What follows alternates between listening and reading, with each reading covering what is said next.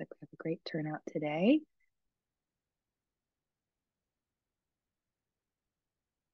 While people are joining, I can introduce our speakers. First, I want to just mention that I'm Sheree Farzan. For those of you who don't know me, I am continuing on as NAT co-chair this year, and joining me is Jessie Buckley. So please welcome her as the new co-chair.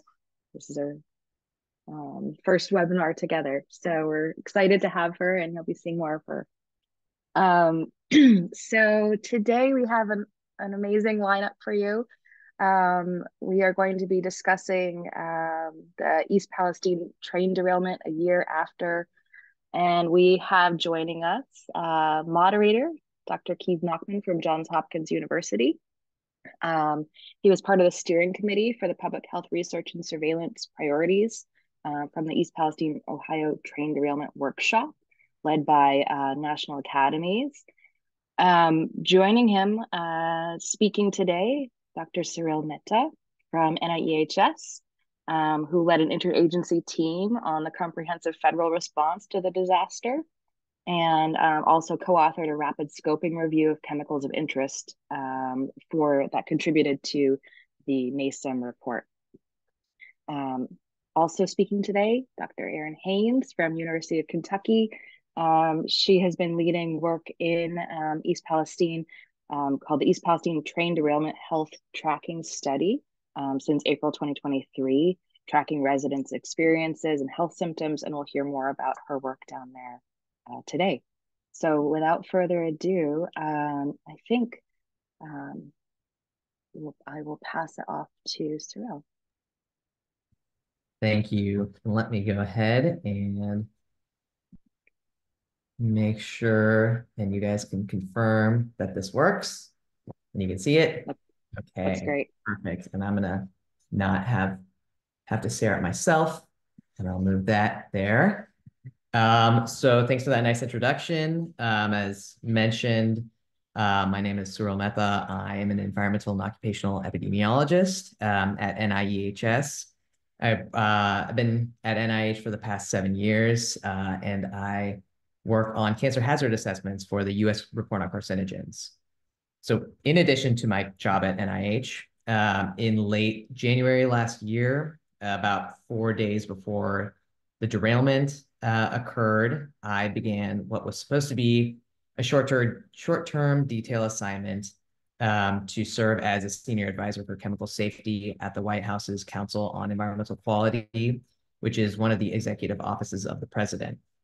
However, immediately after in the wake of the derailment, I assumed a year-long role as the interagency coordinator for the derailment response at the White House. And so in this role, I led an interagency group, a pretty broad interagency group, tasked with ensuring progress, resource allocation, collaboration, responding to congressional inquiries, among a whole host of other issues, providing briefings and ongoing progress reports to the president and senior White House officials, meeting with state and local officials, organizations, researchers, some of you that are probably on today, and probably most importantly, listening to and responding to impacted community members who were placed in this unfortunate situation. I'm going to note that my only prior experience was in disaster response, was kind of a small role at EPA in the response to the Flint, Michigan drinking water crisis. So this was a eye-opening experience for me, and I'll try to touch on that a little bit today. But for my talk, I'm going to first walk you through the disaster and some of the federal response efforts. Then I'm going to highlight a recent rapid scoping review of chemicals of interest that was conducted at NIEHS. And then lastly, I'll end with some kind of lessons learned from the chemical accident. And this is a quick disclaimer to note that the views expressed in this presentation are mine alone. And I'll begin the night of February 3rd, 2023, when 51 rail cars of a 150-car Norfolk Southern Railway freight train derailed near the border of Ohio and Pennsylvania in the Northeast Ohio township or village of East Palestine, which is the town of about 4,500 people. 20 of those cars were tank cars containing hazardous and combustible material, and at least 11 of them ignited, as seen on the pictures on the right. Approximately 2,000 people were then evacuated from around, in a 1 mile zone around the derailment site, and first responders began their work. Days following the derailment, responders had largely mitigated the fire, but there was a report of a spike in internal temperature of multiple train cars containing vinyl chloride, raising concerns that a chemical reaction known as polymerization was occurring that could cause a catastrophic explosion to the tank car, emitting toxic fumes and potential shrapnel up to a mile away. Contractors employed by the railway company advised the East Palestine fire chief, who was the incident commander at the time, to immediately conduct a controlled vent and burn of the chemicals on board. And 13 minutes later, the decision was made to conduct a vent and burn, as seen on the picture on the left, sending a plume of smoke to the sky, as you can see from the aerial picture of the plume on the right. Now, the decision to conduct a vent and burn of hazardous materials has been undergoing scrutiny. And last week, the National Transportation Safety Board, which is an independent investigatory board of the Department of Transportation, recently confirmed what experts had previously surmised, which is that the controlled vent and burn was unnecessary. Okay, now on to the response efforts. The resulting 13 months has been an orchestration of dozens of local, state, and federal organizations comprising of hundreds of individuals playing a part in the response to this disaster. This included emergency response, site remediation, chemical monitoring, investigation into train safety and safety practices, public health and medical care, community response efforts, and rehabilitation and revitalization of a community that underwent a crisis. Notably, a unified command system, which is overseen by EPA, was set up to jointly manage the incident, overseeing local response and remediation, given that multiple organizations were involved with varying resources and other sorts of mandates. So, a unified command system was needed. In addition to those ground efforts, coordination across federal agencies was also vital. Myself and Jonathan Black at the White House formalized a regular interagency channel to ensure that those agencies heavily engaged in the response efforts were appropriately communicating. And this included, EPA, Department of Transportation, Health and Human Services, and their subcomponents like CDC, ATSCR, DA, NIH, as well as FEMA and USDA and various White House offices. So this was kind of an all hands on deck approach. And it still, I think, is continuing even after I returned back to NIH. Just to highlight among the many federal actions that took place in response to the disaster, EPA uses statutory authority under CERCLA, or the Superfund law, as well as the Clean Water Act, to compel Norfolk Southern to remediate the contaminated soil and clean up water streams. And last year, President Biden also issued an executive order to ensure that the East Palestine residents and communities impacted were still continuing to have support, and that Norfolk Southern was being held accountable. And a year later, or a little bit more than a year later, more than 350 million pounds of contaminated soil and 49 million gallons of contaminated liquid have been removed from the derailment site, and more than 1 million data points and thousands of samples have been collected across multiple media. From a remediation standpoint alone, it has to be acknowledged that this is one of the largest and costliest disaster-related cleanup efforts in recent history. Okay, so what was on the train? A number of hazardous chemicals were being transported on the train and unfortunately released into the environment. These included vinyl chloride, which is a VOC used to make PVC and other plastics. Butyl acrylate or N-butyl acrylate, which is a liquid used to manufacture paints and solvents and sealants, and ethyl hexyl acrylate used in polymer production. So these are all, most, if not all, are used in petrochemical and plastics manufacturing. And these are a few of the many chemicals that have been continuously monitored for environmental detection. And what were some of the potential pathways, exposure pathways of concern? Well, first and foremost, outdoor and as well as indoor air exposure from volatile and rapidly evented compounds and others. Surface, ground, and drinking water concerns from deposition into nearby creeks and other water bodies. Soil contamination from spill chemicals in and around the derailment site. In addition, there were concerns of dioxin formation as a byproduct of the vent and burn or the control burn, as well as usage of PFAS-containing firefighting foams that were used to extinguish a fire. The picture shown on the right shows a sheen, a chemical sheen on the nearby creek, and Norfolk Southern's currently required to clean up the creek.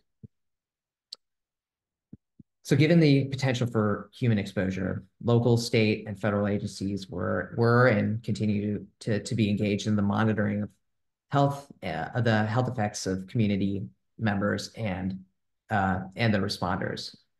An assessment of chemical exposure survey, or an ACE survey, of I think more than 1,000 residents and responders was conducted by Pennsylvania and Ohio Departments of Health in conjunction with CDC and ATSGR, who have developed this framework for the ACE survey. Just to highlight a few symptoms reported in Ohio on the left, headache, anxiety, coughing, fatigue, skin irritation were reported in half or more of the community members surveyed. And on the right, in Pennsylvania, 40% of the firefighters surveyed reported new or worsening ear, nose, or throat symptoms. And these reported symptoms are all consistent with acute chemical exposures. Anecdotally, residents have told me that they, immediately following the derailment and the control burn, they had burning eyes, rashes, throat burn, wheezing, for themselves and also for their children. Unfortunately, given the retrospective nature of the survey and the rapid volatility of the many chemicals on board and potential for cumulative exposure, as well as smoke and particulate matter from fires, it's difficult to assess, to point to one specific chemical and as being linked to these symptoms.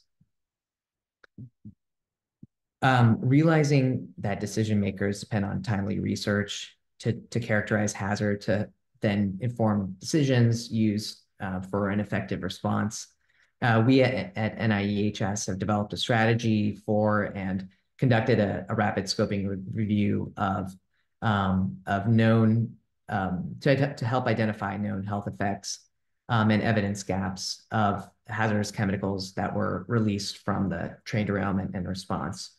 This was highlighted in this work was previewed at the NAS workshop.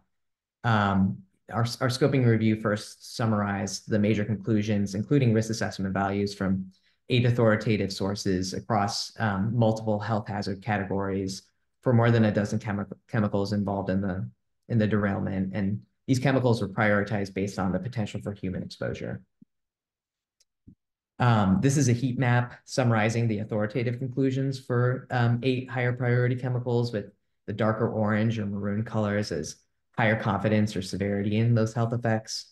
All eight of chemicals were identified skin and eye irritants, and 7 were respiratory irritants as well. So these are consistent with symptoms that were reported by the East Palestine residents and workers. 5 chemicals were human or animal carcinogens, and there was less data on on reproductive and developmental effects, as well as nervous system and immune health outcomes.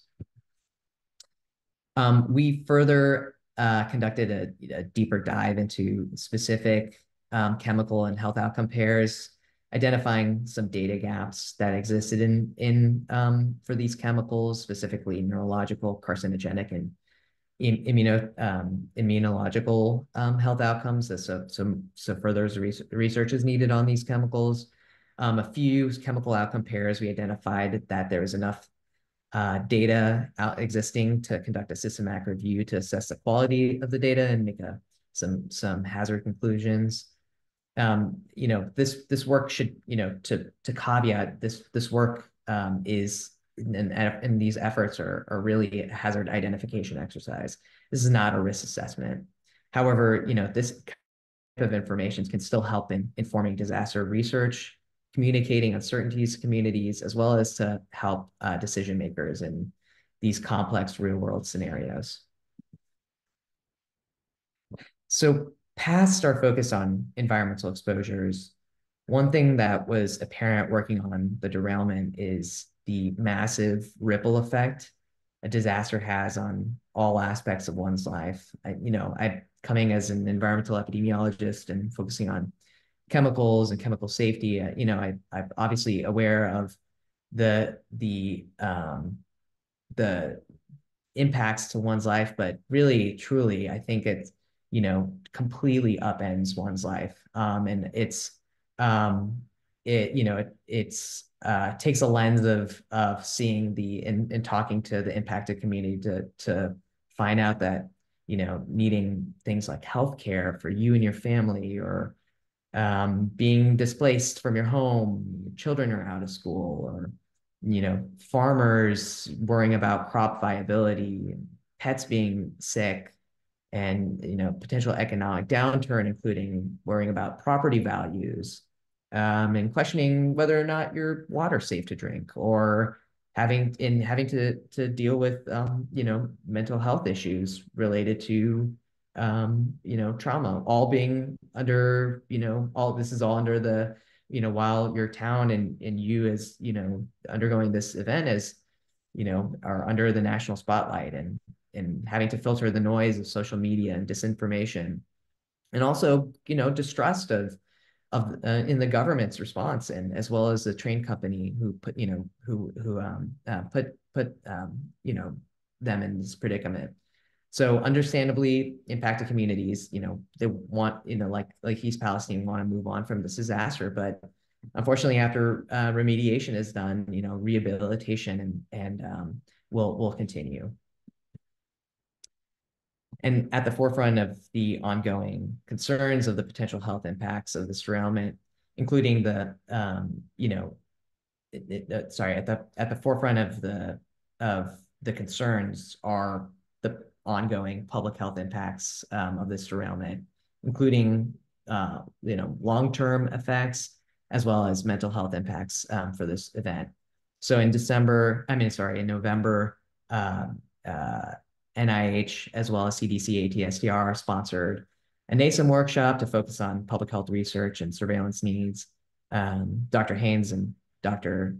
Nachman were both participating in the workshop, so I'm not going to steal their thunder if they're going to touch on this further. But and folks can go to the Academy's website if they want to look at the proceedings, but only to say and to highlight the critical aspect of this workshop was ensuring that there was broad community representation and resident-led panel perspectives, and ensuring that community leadership and community participation was involved in the organization of the workshop. And then also, an outcome is stressing the importance of involving the impacted community in future research. So what's the status of the activities in East Palestine today? 1 year later, cleanup and monitoring activities are ongoing. I pulled this timeline from EPA's website. So there's a variety of activities that are still ongoing. For those unaware, EPA has a website that communicates monitoring post-monitoring results as they come, FAQs, progress on remediation, and other information. And I worked last month on the White House fact sheet that also summarizes on past and ongoing actions, federal actions across from various agencies as well. In addition to that, during President Biden's visit to East Palestine last month, he announced 6 NIEHS time-sensitive grants for ongoing exposure and health research in the community, which is important. In addition to cleanup activities, EPA has announced vinyl chloride, which is a carcinogen, is going to be prioritized for a future risk evaluation under TSCA, under the Toxic Substances Control Act. And then lastly, the NTSB will be releasing their final report on their findings from the derailment this summer. Okay, this is my last slide. This is as we're a little bit more than a year later, and we're looking back and currently assessing the present as well as looking towards the future. A few lessons need to be gleaned from this. I think the first is, continuing an honest recounting of events, listening to community perspectives, and looking at every aspect of the response, including how, what was done and what can be improved on. That's critical. And a deficit in this small rural community that probably is faced across the nation when they're faced with a complex chemical disaster is lack of sufficient clinical care to deal with chemical exposures. And so training's needed to ensure that the healthcare workforce is equipped to deal with events like this. And I know I'm preaching to the choir a little bit since this is ICE. Increasing railway safety for hazardous chemical transportation is needed. There's a bipartisan bill called the Railway Safety Act that's currently circulating the Hill to better protect communities and workers from future events like this. And this is, only a microcosm of, this is only one of the many train derailments that occur each year. We need a rapidly implementable blueprint for deployable research and surveillance in the event of a disaster, given that timing is everything. These are volatile chemicals that we're dealing with. And so timing is everything, and we need to be prepared for next time. And this includes, methods to assess hazard for informed decision-making. We need to continue to incorporate and highlight the important role of psychosocial stress in disasters. And lastly, past cleanup and acute health effects, we need to monitor for long-term health effects, including with community participation. So with that, I'd like to acknowledge for the scoping review, Ruth Lund and Sue Fenton, who's now at NC State, as well as Meredith Clemens and Robin Blaine, as well as the other participants in the rapid scoping review at NIH. And then, for the federal interagency response, I can't tell, there were hundreds of people involved in this response. And I think the dedicated civil servants are continuing the work for this response. And I don't have enough room to list everyone, but I want to make sure to acknowledge those people. So with that, I will end and either pass it on to Aaron. Actually, Cyril, I'm going to jump in just for a second. I'm Keeve Nachman, and I'm moderating the session today. Really great to be here and have you here. Cyril, that was a wonderful presentation, and I'm impressed with how much you covered. We are going to take some questions for Cyril and Aaron and me after the presentations. But for now, if you could please put your questions into the chat, and we will do our best to get to those as quickly as we can. But now I'd like to hand things over to Erin Haynes to talk about her work. Wonderful. Thank you so much. And that was great to have the introduction. I should have Cyril go before me every time so I can launch right in after the great background material. So I am at the University of Kentucky, but I want to give you a brief background of myself. I am an Ohio resident and have been my entire life. I was trained in toxicology at the University of Cincinnati, and then I went to the University of Michigan for my DRPH, and I trained in environmental health science.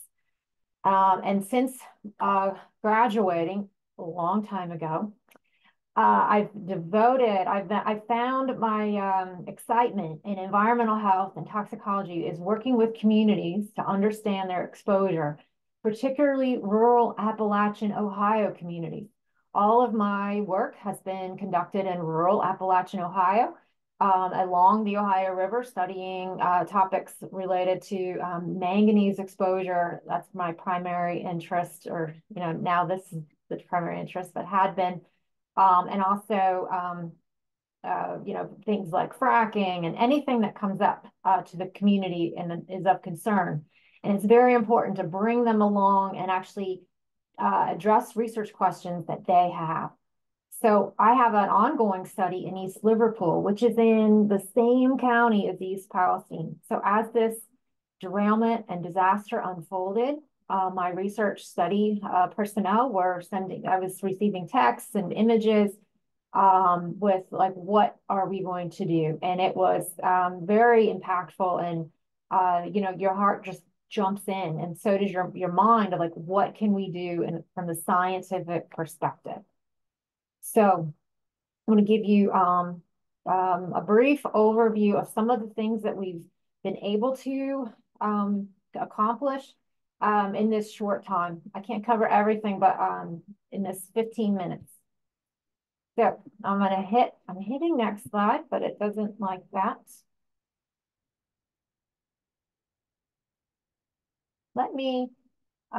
There we go. Next slide. This is it. I believe this is the one. So I want to hit one thing that we have in a national level is the disaster. I want to highlight the NIEHS Disaster Research Response, DR2 program. And it is a wonderful resource and wealth of information to enable scientists to respond to disasters, fire, wildfire, hurricanes, etc., flooding. And there's this wonderful community of practice on the right-hand side. We have a collaboration of researchers who are all across the U.S. and now extending into international, that can pull together rapidly and just share resources, expertise, and to support each other in a mobilizing research capacity. So one of the first things that occurred was to mobilize this group under the leadership of Dr. Aubrey Miller at NIEHS. And these meetings began happening weekly to share who was doing what and what tools, resources would be available for scientists. And the questions were numerous. So from a research perspective, many, many questions from the community and from the scientific community. Who was exposed?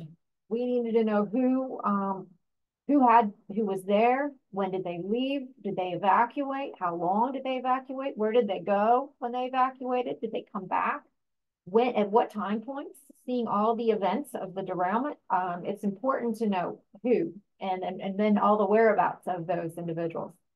And then what were the exposures? These were questions at the time. What were they? And from, with vinyl chloride and some of the acrylates, they are in the air, but they have very short half-lives. So what were the exposures we know things were in the air, but who was exposed to what? And can we measure these? Can we look at biomarkers of exposure? What health symptoms did that individuals, what were they experiencing then and then later? Can we track? And then how far from the derailment site were symptoms being experienced? You see the plume, and it was plumes, I should say, they were extending miles. So how far did did the residents continue to experience symptoms? And then questions 2, what is the community most concerned about? These are the individuals living this disaster. Their issues should be the scientific community's issues. And then one of their main concerns is, what are the long-term health consequences? So answering these questions requires community partnership. And I had an existing community connections through the area, and also we then have subsequently created more community feedback loops, a community advisory board just for this particular research. So we launched the East Palestine Train Derailment Health Track Study. It was important to include tracking because this is for long term. Wanted the community to know that we were not in it for short term. This is we're here for you for the long term. So I want to hit the highlights. We had a survey that we launched, and I'll be able to share that with you today. And we're doing repeat measures.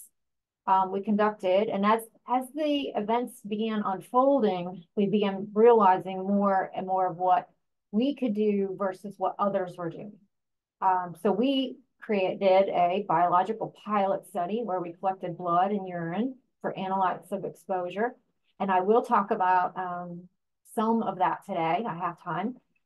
We also deployed wristbands with Duke University for chemicals of concern. And we just received that data and are going through it. We did about 83 or so of these wristbands. We also did some indoor air sampling in partnership with community residents. They were using an indoor monitoring device, and they were seeing some readings that were, typical.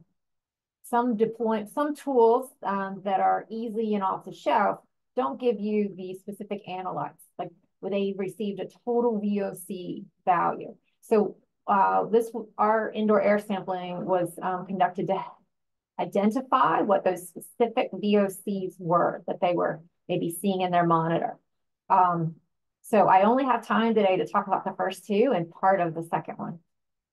But this was we initiated our survey, and this was our flyer. It was distributed through our community contacts and through community organizations there in East Palestine on their social media pages. We also had thousands printed and distributed throughout the community.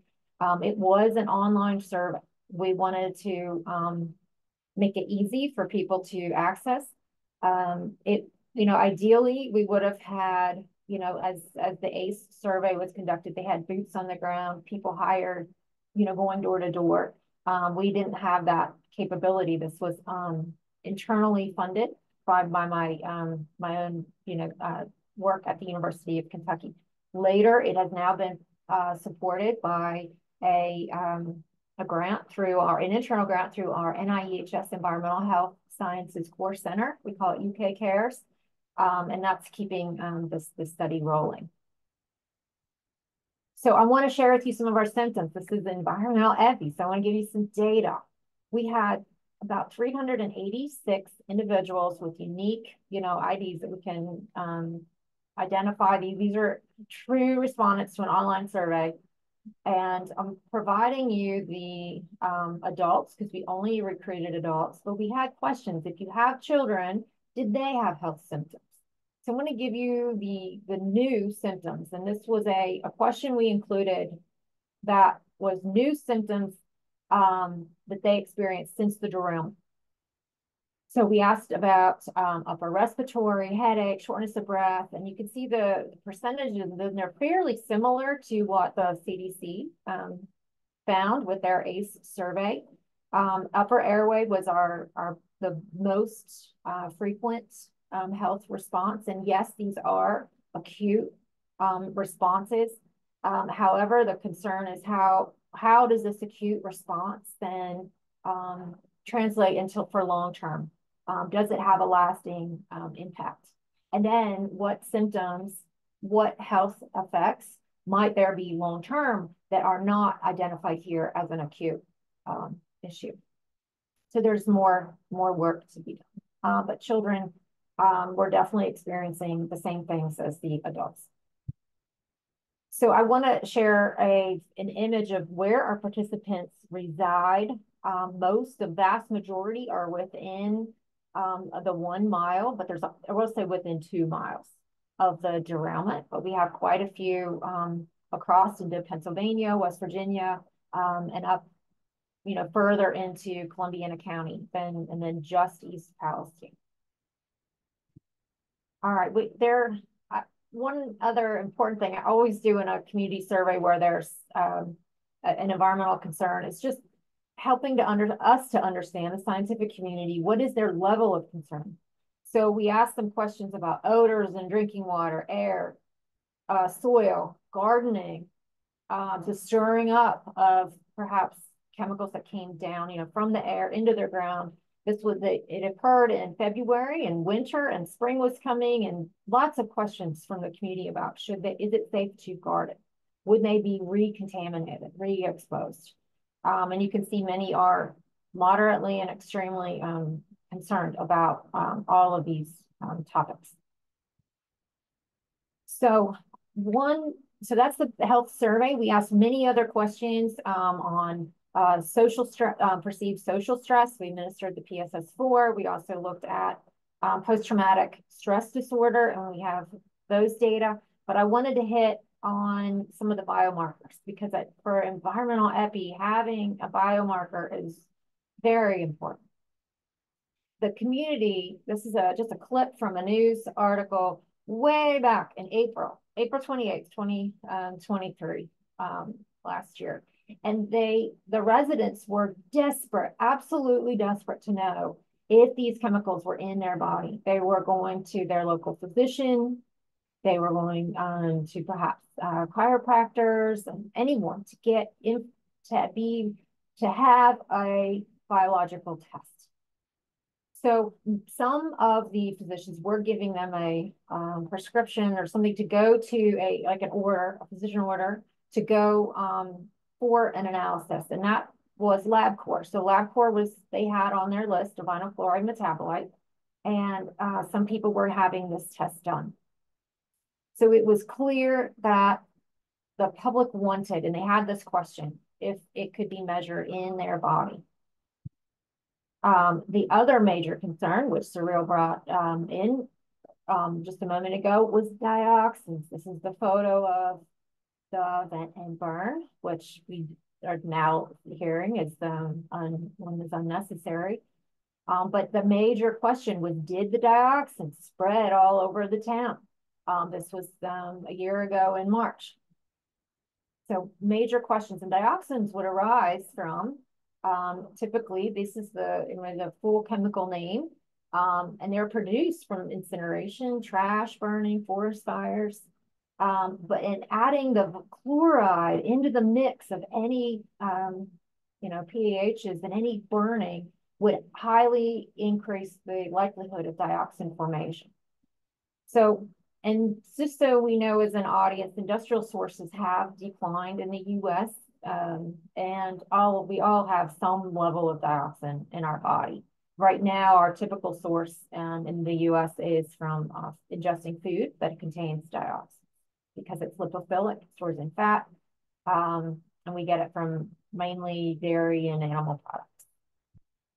All right, so I wanted to hit on our biological pilot study.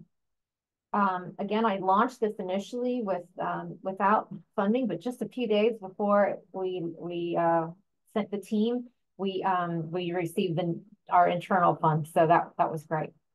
We worked with the First United Presbyterian Church in East Palestine. They opened their doors to us, which was really fantastic. And then we invited 20 individuals from our health tracking survey to have their blood and urine collected. Blood, the primary focus was dioxins, and we worked with the National Center for Environmental Health within the Centers for Disease Control and Prevention for this analysis. We also collected urine for vinyl chloride and acrolein metabolites and the acrylates. And this is being conducted at Wayne State. I don't have time to go over the urine today, but I will talk about the dioxins. The measures in urine were not off the shelf, ready to go. They are being developed. They are being developed. Now we're starting to get some of the data back from Wayne State. So the lab analyte the lab analyte that's being measured at LabCorp was not as specific to vinyl chloride as it could have been. there are several chemicals in the pathway of vinyl chloride metabolism, and the one LabCorp was using was not as specific, the most specific one within all of the options that they have. So when individuals receive the results back, the response from the, let's say, the public health community was, well, yes, this is in your system, but we don't know where it came from. It could have been from smoking or other environmental or lifestyle factors. So it's very important that we as a scientific community have actual biomarkers that can be useful for exposures like this vinyl chloride, acrolein, and the acrylates. And it's great that Wayne State, under the leadership of Dr. J.D. Westrick, is developing these methods. All right, so some photos, and here we are in East Palestine collecting enough blood on our participants for the dioxin tests. We wanted to include participants who lived as close as possible. So within a mile, we had an equal ratio of males and females. And they were also non-smokers. We wanted to get that out of the analysis, out of the way. 19 consented. We had 18 provide enough blood for serum. And that we collected 4 tubes of whole blood to get enough serum, which is about 9 to 15 grams of serum. And it was processed in the lab, and that's our wonderful coordinators there. We have Jody Alden and Dolores Silverthorne and postdoc Danny McBride. And we collected, and then we had to ship overnight. It's very, if you've done environmental epi studies, the logistics are a nightmare to overcome. And it was, it went off very smoothly, as smooth as it could. The CDC did conduct all of the analysis, and they analyzed them for 20. I can share with you that what we found, one thing that was very important in any environmental epi study when you're working with the public is how do their levels compare? And we used the NHANES, some national levels from 2010 to 2011. And all of our participant values, and we're working on this publication now, it should go out any minute. It's actually almost through, we're getting ready to send it through CDC for clearance. But all the participant values were below or within the mean or the 95% confidence interval of the pooled samples that were within the NHANES data collection. The mean TEQ values, which is how dioxins are measured or provided, that quantitative value, were lower in younger age groups, which is typical. Typically, your dioxin value increases as you age. And we also did not see any sex-specific differences between our groups. And I'm happy to talk more about this data if you'd like. But one important component was to give this back. It's always important to give back the data to the individuals and then to the public. So I want to share a representation of an individual report back illustration. We gave each participant back their data. It was a full, letter that we went back and forth with our community advisory board, who gave feedback and really flipped the letter on its head and just made it amazing. I think this is a great letter. So I'm including it in the manuscript as a supplementary piece of material. So others who do this work could have it as a template to use for their studies. So we provided the range, and then we provided their value, and also the average for their age group. So this has been as you can see, this takes many people to have this type of research launched for multiple institutions. And I want to thank all of the collaborators and the research study team and the funding that's now been received. And I look forward to continuing this work. I am one of the 6 that's been funded by NIEHS, and we're working now with the community to say, okay, now what? What are your main issues, and how can we do that within this research mechanism? Thank you very much. Thank you, Erin. That was terrific. Looking forward to the questions in just a moment. I'm going to kick us off very soon with some remarks. So I was part of this National Academy's steering committee that led to a workshop about the East Palestine research and surveillance priorities. One of the things that's worth mentioning is that we were focused on being forward-looking and not armchair quarterbacking the response and the decisions that were put in place that led to how things uh, unraveled. But I led a workshop focused on risk communication challenges during and after the disaster, and I wanted to talk a little bit about that very quickly. Leading up to the workshop, we had a series of listening sessions with members of the community to figure out what their priorities were. And we got a lot of questions, but we started to hear some pretty consistent themes. And those were questions like, is the air safe to breathe? Can I drink the water?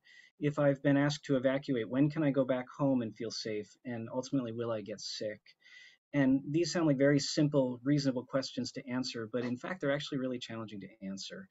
We have some pretty significant limitations in terms of available data about what chemicals were released. And I think Searle did a nice job of laying the foundation for the main chemicals we'd be concerned with. But when you have a controlled burn like that, there may be others that we don't know to look for.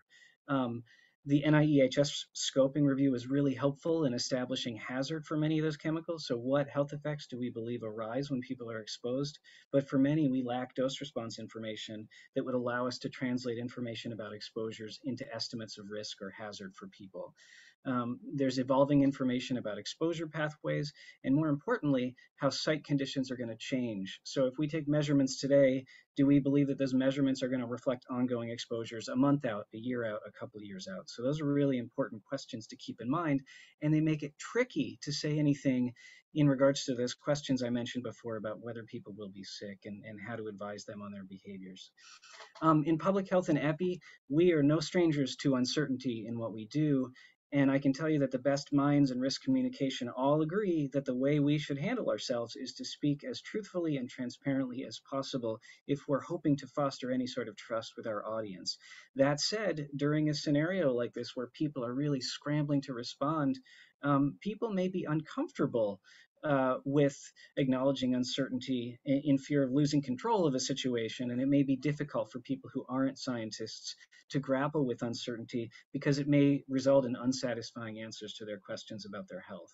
And so then if you add in some of the other complexities about the scenario, that we have an industry stakeholder that's responsible for the disaster, you have a very complex array of government agencies at multiple levels, local, state, federal, et cetera, trying to coordinate a response and working to do their best, and an active media response that wasn't always accurate or consistent, and then clearly expressed frustrations from community members, first responders, healthcare providers, and people otherwise involved in the situation with getting information and the latest news about a situation that was evolving in real time. It was extremely complex. So when you take these things together, they can have a massive toll on trust in the public health community and the response beyond what may have existed previously. And that lack of trust can really make it challenging to respond and conduct any follow-up activities. I think Erin gave a really nice example of an established trusting relationship that allowed ongoing research within a community. But I think she and we as a public health community were lucky that those relationships existed before. So one of the things that we heard loud and clear from some of the participants and comments during the East Palestine workshop is that more research and health surveillance activities may not be welcome in the East Palestine community. So that's an ongoing challenge for us as public health practitioners and scientists to maintain credibility and trust so we can best do our jobs and help communities like this recover from disasters. So I'm not here to say that we've lost hope. I think talking through a lot of these issues with our committee and during the workshop with some of the speakers, and I saw some are in our audience today, led to the development of some pretty exciting recommended strategies for the role of public health in this post-derailment disaster and anticipation of the next disaster. I'll highlight what Searle said before, that there's a proceedings in brief document from our workshop that has a really nice set of boxes with what these strategies were, and I think they're pretty insightful. We don't have time to go over them in today's session, but I would encourage you to read those. So anyway, with that, I will stop and open things up to Q&A. We have some questions in the chat, but I'm going to take advantage of my position as moderator and just open up with one. Love to see Searle and Erin if we can. This is really for both of you. So while the consequences of the East Palestine train derailment are not yet fully known, we do know that this type of accident has happened before. One example is in 2012, we had a derailment of a train carrying vinyl chloride in Pennsylvania. We didn't set that one on fire though. But anyway, it's going to happen again eventually, right? So as epidemiologists and public health practitioners, what can we do to be more prepared for the next disaster? Mr. Earl, do you want to go first? I'll go first. And I touched on this a little bit. The first is stronger regulation. I'll note something that happened last week, which is finalization of the chemical accident prevention regulation that EPA has, which regulates chemical facilities using hazardous chemicals in a facility. Those same protections are not necessarily granted or the same level of oversight and scrutiny for the transportation of those chemicals from one facility to the other. So stronger regulation is needed to ensure that we can prevent this. And then secondly, having, as you mentioned, and having a strategy that can be tailored to fit any sort of future chemical disaster is needed. And that includes research and response. I think as this was an example, and I'm glad that D2 exists, because that I think was the foundation for a lot of the emanating research. But that is, those kinds of blueprints are needed. And I'll pass it on to Erin for her thoughts. Yeah, great. Thank you, Cyril. For next time, it's going to take a lot of work on everyone's part to be ready, because I don't think we're ready yet. I don't know that what changes that have been made for the next one. We need a few things. We need research now to have better biomarkers ready to go to be able to measure on the public. It's really hard to do environmental exposure research if you can't measure it in a human. So developing those biomarkers now is absolutely essential. We also need to be able to have a better coordinated public health response so that we can recruit and engage the public in biomarker collection and sampling, along with surveys and along with the plan for anticipating long-term medical monitoring, and engaging them way earlier than we did. We also need to engage the medical community. The public went to the medical community asking questions, and they weren't as prepared as they could have been with information to give the residents. So those are a few things that jump to mind. Great, thank you both. Okay, I'm going to transition to questions in the chat. We have two questions, one from Michael Kosnett and one from Emily Kiernan, about the decision to vent and burn. And I'm not sure if any of our panelists know the answer to this question, but who was involved in that decision? What types of expertise and what data were available to help point to that as a decision that made sense at the time? Yeah, I'll start. And a lot of this is ongoing discussion, and I'll refer folks to the recent hearings by the NTSB and some of the congressional hearings as well. I think from what I understand, contractors for the Norfolk Southern Railroad Company were I think the primary groups that were raising the concern for the need for vent and burn, given the potential for polymerization. I think now in hearing the discussions, I think that there was a cooling down. The concern was that the internal temperature of those train cars were increasing rapidly. I think we've found out that the temperature was cooling and that there were other options available. I think vent and burn is always the last. Federal guidelines have stated that that's kind of the last option. There's a variety of other options that could be explored, but again, as Keith mentioned, you're putting these in these difficult scenarios to make quick decisions, and the decision was made, I think, within it was being debated for hours, but I think given the deadline of sunset and nighttime, I think that was what pushed the decision. But I think all of this will be played out in the NTSB report coming in the summer. That's really helpful. Thanks, Cyril. Question for Erin. So Aaron, Tim says, thank you so much for collecting samples, getting these critical biomarkers, and comparing them to NHANES. Would we have any biomarker data from this early period if you had not done this? I don't know of any other biomarker, let's say biological samples that have been collected previous to what we did. And that was July. We did not get there and have our full protocol ready and team trained until then. So no, I'm not aware of any. If there are, that would be amazing and wonderful, but I'm not aware. We were lucky to have you there acting so quickly, Aaron. Thank you.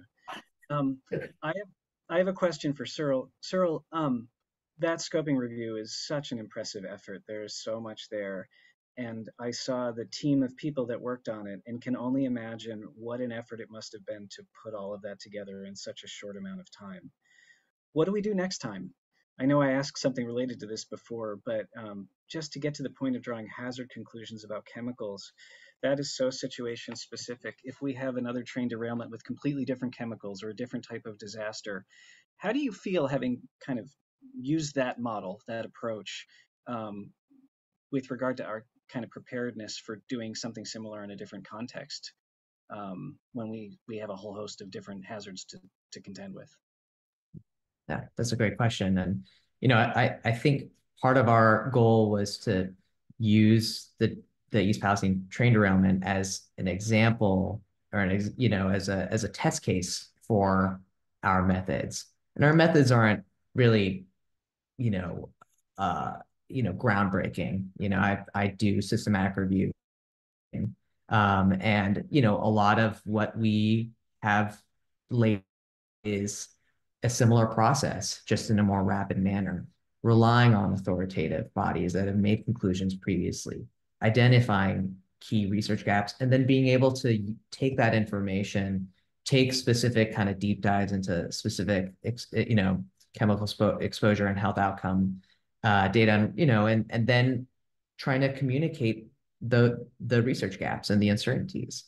I think the first step would be making sure that information gets in the hands of people that need to make those decisions. So we're hoping to publish this sort of method in our results soon for future use. That's great to hear. Well, this has been an excellent workshop. Thank you to both of you. Before we close, just any final parting thoughts from either of you? I think this derailment, as I've heard, disasters should never go to waste.